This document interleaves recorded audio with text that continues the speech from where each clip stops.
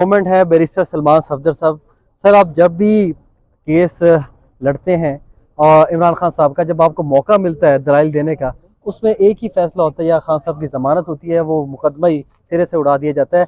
आज 8 मुकदमात में ज़मानत हुई है, क्या कहना चाहेंगे, क्या तासुरात?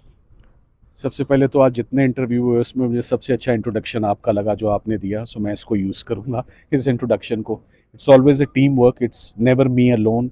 मेरे एसोसिएट्स लाहौर में जो हैं मेरे साथ होते हैं, इस्लामाबाद से बहुत एसोसिएट्स हैं, बहुत सारे लोग अपना हिस्सा डालते हैं। सो ये कभी भी मैं इसका अकेला क्रेडिट कभी भी लेना नहीं चाहूँगा। बहुत तैयारी करके हम आते हैं, रातें जाग के आते हैं, रिजल्ट ऐसे नहीं आते, मुआवजे ऐसे नहीं होते। तो मेहनत आपको करनी पड़ती है। This is also motivation for young lawyers जो आपके प्रोग्राम से जा सकती है। खान साहब के 8 केसेस में आज एक बड़े दिनों से ओवरड्यू था, कोई अच्छी रिलीफ नहीं आ रही थी उनके लिए, कोई अच्छी खबर नहीं आ रही थी। सो मेरा ख्याल है खुशी की लहर इर्द गिर्द उनके जितने लोग सपोर्टर्स हैं उनके, इट वॉज मच नीडेड जो कि आज सुप्रीम कोर्ट ने वो रिलीफ दी। सुबह तक 9 केसेस थे, अब 9 में से 8 निकल गए। 8 केसेस में जमानतें हो गई, 1 लाख रुपया मुचलका है। पीछे सिर्फ एक केस रह गया और वो केस अलकादर का है और इस्लामाबाद हाई कोर्ट का है।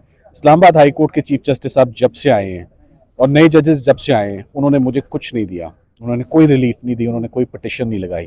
सो इट्स नाउ टाइम कि वो भी हमें कुछ दे दें। आपने चीफ साहब से चेंबर में मुलाकात की, आपने मामला सामने रखा कि वो केस टेकअप ही नहीं हो रहा। जी once it will be take up, you will think it will also be vanished. जी बिल्कुल, हमने आज वो खान साहब की जो और उनकी अहलिया के हवाले से जो वायलेशंस हो रही हैं उनके फंडामेंटल राइट्स की, उसके ऊपर काफ़ी आज अपने